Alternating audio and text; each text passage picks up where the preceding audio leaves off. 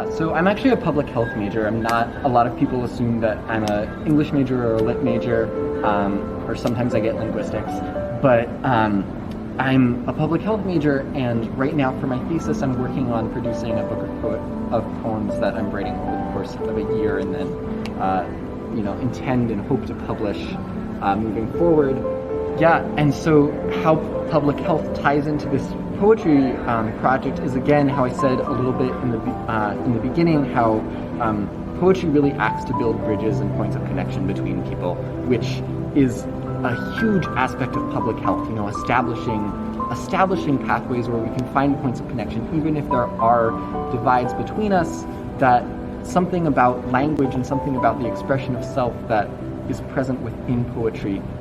really allows for that connection, so that even if there are points where we differ, we can still find points, we can still reach across a circle, and therefore grow that circle to a point where more people can stand accepted within that space. So as a writer and as someone who's really wanting to explore my relationship to the world,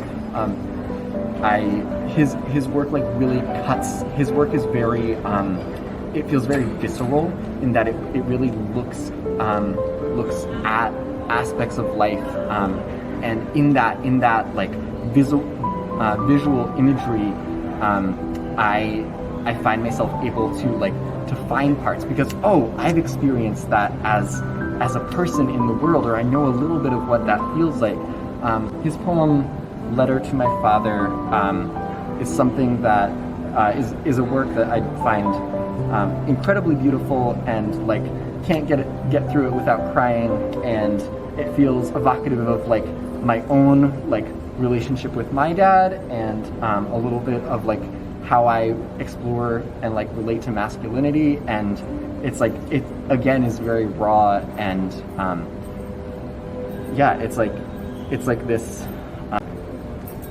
this artwork that is also tangible and touchable, even as it only exists on a page. So Martn Espada's work really deals with identity and identity exploration, and